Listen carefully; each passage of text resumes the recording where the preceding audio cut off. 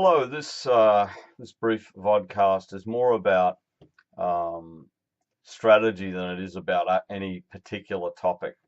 You know, when you do this course, I think a lot of people get sort of hung up on, what decision should I choose, or am I doing the discussion boards properly, or that sort of stuff. So it's almost like it's an over and over repetitive thing. When I see the discussion boards, it then tells me about where people are going to go with their assessments. So in a discussion board, somebody may be answering a question on the Hillsborough disaster. Now, whether that's correct or incorrect, it matters less to us than how do you approach it? Have you actually articulately um, defined, right, what the decision was? Was it an unstructured decision? Was it a programmed decision? What was it, right? What was the decision? Was the decision made with any bounded rationality, for instance? Was there a level of uncertainty and risk? Were there any personalities or psychology? All comes around the same idea of this decision, let's call it the decision pyramid, that it all links together. And through this, you start to learn a different way of looking at these things and start to look at a multifactorial approach. So, what I would say to everybody is, there's never going to be as many arguments against, your particular perspective. It's going to be, is your perspective backed by theory?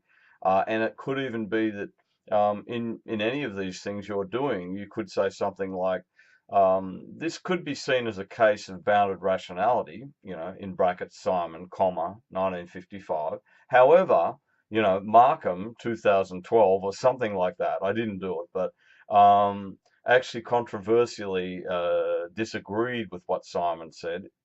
It's really more about, it's the one, two, three. Articulately summarize, back it up with some analysis, then recommend. That's what we're looking for. And it's almost like if you get that early in the course, it will be a very, very easy outcome. Obviously, you've got to have presentation, accuracy, that sort of stuff. But this is more about understanding what we're looking for. There's something else now. There's another document that's up live. It's called Academic Words. Does it mean academic words are better or worse than others? No, just different. It's like writing a business report and you leave the numbers out. It's like writing a medical report and you leave out the actual medical terminology, or an aviation report, or mining, or whatever.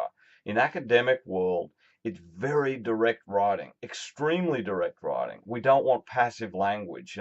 What we want is direct, to the point, and actually backed up. So it's almost like the people that are eloquent essay writers, that's wonderful. It really is. But in this world, it's more about being direct. Directness brings confidence, and confidence really is what this is all about. Confidence brings credibility. And if it's backed by other basically scholarly articles. I would say, I think everybody knows this, but Wikipedia is not one of those, right?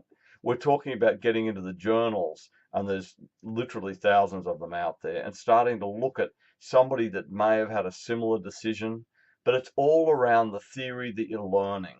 One mistake I have seen people make in these assessments is that they actually will start to give us a wonderful theoretical overview of the aviation industry or the medical industry. That's interesting and it backs up, but what we really care about, how does it relate to the topics that we're studying here? Let's just look at the weeks that you're looking at, and you can go through each week and you're going to find one of those topics, right? Later in the course, it may be psychology, could be personality, it's that sort of stuff. So again, feel free to reach out, but hopefully you're enjoying the course.